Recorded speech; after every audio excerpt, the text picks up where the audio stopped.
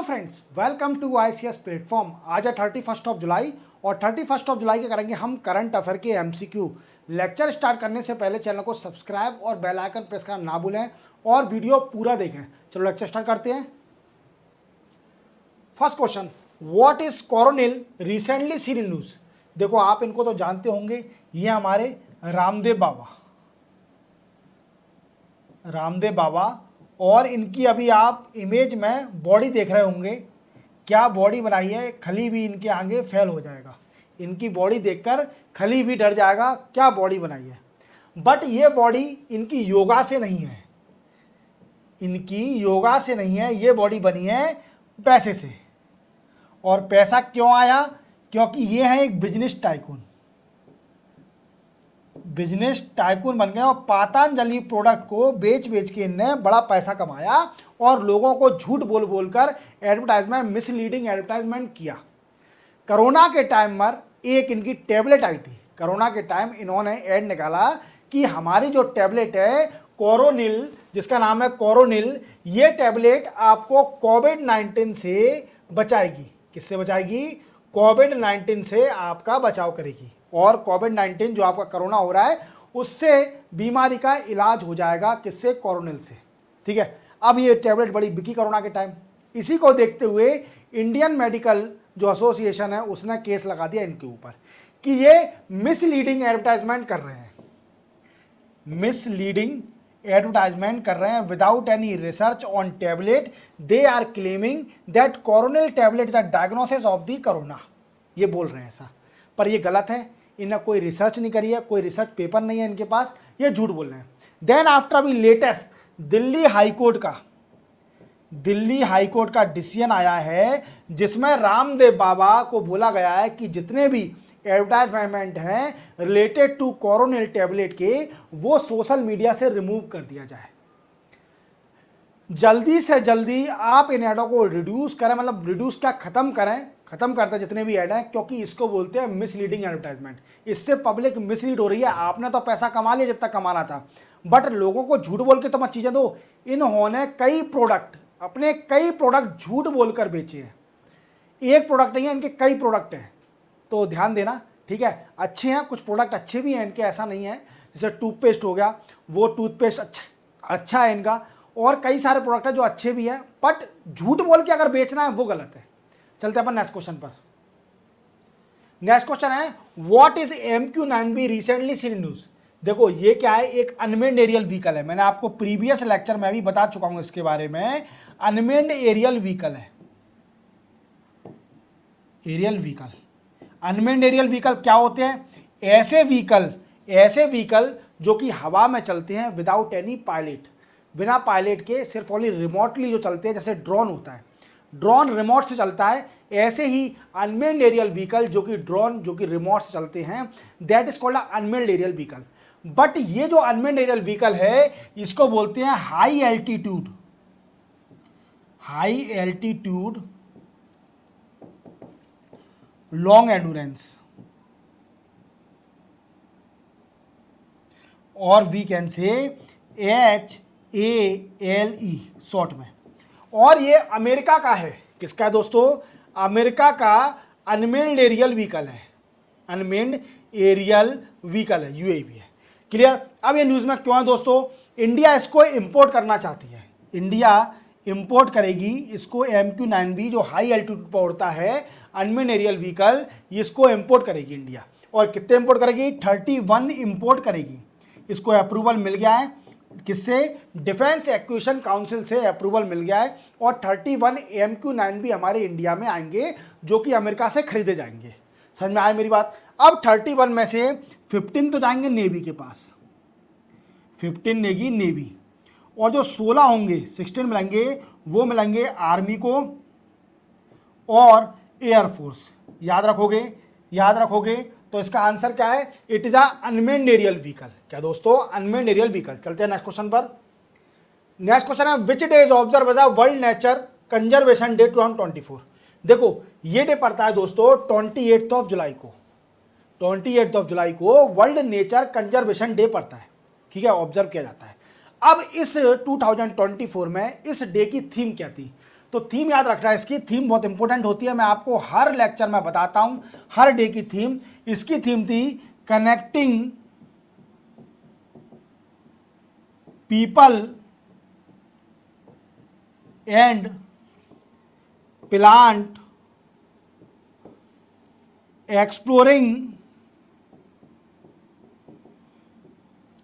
Digital innovation in wild life conservation.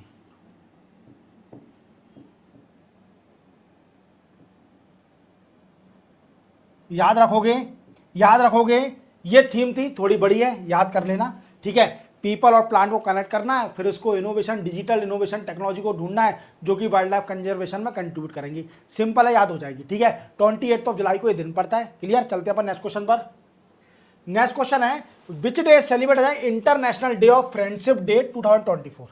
Friendship day, दोस्त हमारी जिंदगी में एक बहुत बड़ा रोल प्ले करता है।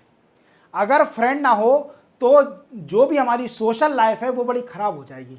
तो फ्रेंड का बड़ा ही कंट्रीब्यूशन होता है हमारी लाइफ में, पर फ्रेंड होना चाहिए बराबरी का, बराबरी का फ्रेंड होना चाहिए। ऐसा नहीं कि आप छोटे बच्चों को फ्रेंड बना लें या फिर अपने से ज़्यादा उम्र के फ्रेंड बना लें। फ्रेंड होना चाहिए बराबर एज का।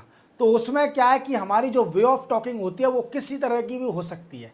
समझ रहे हो मेरी बात को। तो ये दिन पड़ता है दोस्तों 30 जुलाई को। किस दिन? 30 जुलाई को फ्रेंडशिप डे पड़ता है। याद रखोगे, international friendship day.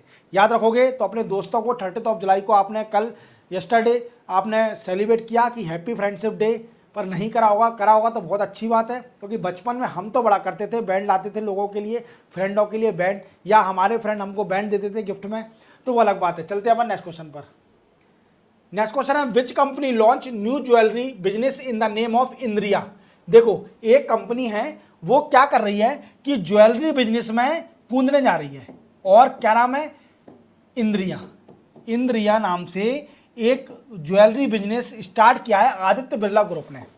Aditya Birla group अब ज्वेलरी का भी बिजनेस करेगी। जैसे आप जानते हो इसके कई सारे ब्रांड आते हैं, जैसे पीटर इंग्लैंड हो गया, पीटर इंग्लैंड है, हाँ लुइस फिलिप तो है शायद, रेमंड हो गया आदित्य बिरला ग्रुप का, Raymond, Louis Philippe, then after Pantaloon, ये सारे आदित्य बिरला ग्रुप के हैं। और देन आफ्टर आइडिया, जो आइडिया की सिम आती है वो भी आदित्य बिरला ग्रुप की है। अब ये ज्वेलरी का बिजनेस करने जा रहे हैं जिसका नाम रखा है इन्होंने इंद्रिया। इंद्रिया के नाम से Aditya Birla group company jewellery का बिजनेस करेगी। याद रखोगे। चलते अपन नेक्स्ट क्वेश्चन पर। नेक्स्ट क्वेश्चन है union minister Bhupendra Yadav launch idea for life portal eight which IIT. देखो, आईआईटी दिल्ली में जो कि यूनियन मिनिस्टर हैं Bhupendra Yadav, environment and climate minister जो हैं, उन्होंने एक पोर्टल लॉन्च किया है दिल्ली आईआईटी के अंदर, जिसका नाम है आइडिया फॉर लाइफ पोर्टल। अब ये पोर्टल करेगा क्या? तो इसका मेन मोटिव होगा seek to gather all we can say innovation idea to develop eco friendly, मतलब एनवायरमेंट फ्रेंडली टेक्नोलॉजी। याद रखोगे, याद रखोगे।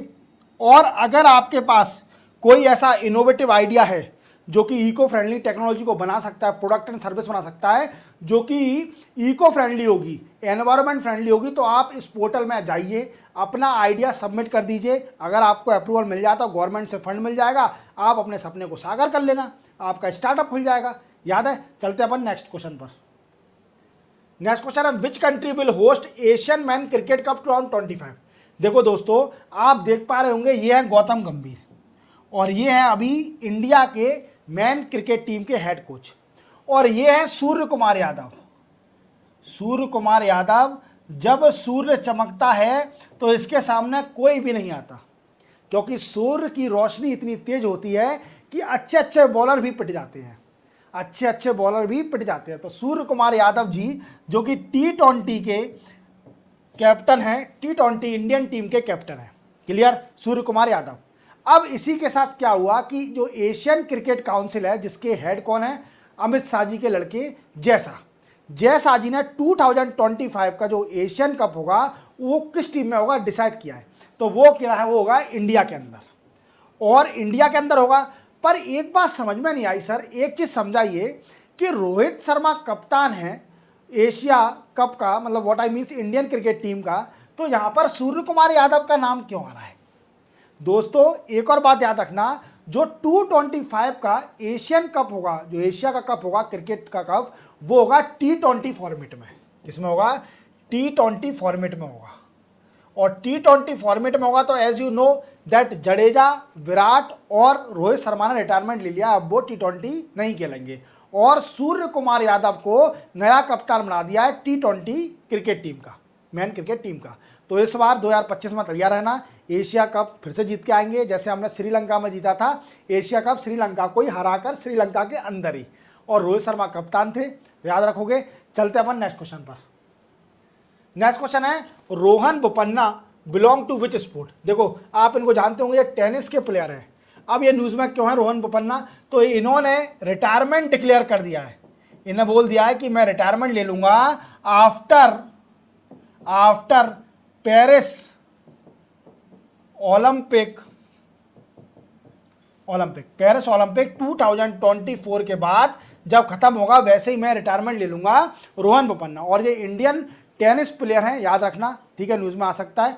चलते अपन नेक्स्ट क्वेश्चन पर। नेक्स्ट क्वेश्चन है, Nicholas Monroe become president of which country for third term. देखो आप इनको जानते होंगे, ये वेनेजुला के प्रेसिडेंट है, वेनेजुला के तीसरी बार प्रेसिडेंट बने हैं। कौन? Nicholas Monroe. क्या दोस्तों? Nicholas Monroe. अब क्या हुआ दोस्तों, ये बन तो गए तीसरी बार, पर जो अपोजिशन पार्टी का जो लीडर इनके खिलाफ खड़ा हुआ था, जिसका नाम था एडमुंडो गैंजिला, ऐसा कुछ पर्टिकुलर नाम था, वो उसके सपोर्टर प्रोटेस्ट कर रहे हैं वेनेजुला के अंदर, क्योंकि दोनों लीडर ने अपनी अपनी जीत डिक्लेयर कर दिया कि हम जीते हैं, और इसने निकोलस मुनरो ने अपनी जीत डिक्लेयर कर दिया कि मैं जीता हूं। तो कई सारे पार्टी के जो सपोर्टर थे, इस पार्टी के, इस एडमुंडो गैंजिलाज का सपोर्टर, वो प्रोटेस्ट कर रहे हैं वेनेजुला के अंदर। और आपको इतना याद रखना है कि निकोलस मुनरो तीसरी बार राष्ट्रपति बन गए, प्रेसिडेंट बन गए वेनेजुला कंट्री का। और वेनेजुला कंट्री कहाँ पर है दोस्तों, तो ये है लैटिन अमेरिका कंट्री। अब लैटिन अमेरिका कंट्री कौन सी होती हैं, जो कि साउथ अमेरिका कॉन्टिनेंट के अंदर जितनी भी कंट्री होती हैं उनको बोला जाता है लैटिन अमेरिकन कंट्री, याद रखोगे। चलते अपन नेक्स्ट क्वेश्चन पर। Which department of government inaugurate one department of atomic energy one subscription. क्या है दोस्तों, ऐसा कौन सा डिपार्टमेंट है? देखो डिपार्टमेंट तो आपको पता ही चल गया होगा, डिपार्टमेंट ऑफ एटॉमिक एनर्जी, मैंने फुल फॉर्म ही बता दिया इसका, DAE मतलब department of atomic energy and one subscription, ये इनॉग्रेट किया है। अब ये इनॉग्रेट क्या है इसका एम है दोस्तों, aim to access all international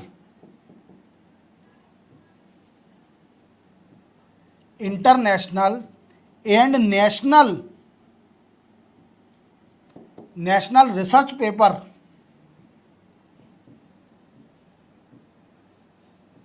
and journal by department of atomic energy and its unit and sub unit.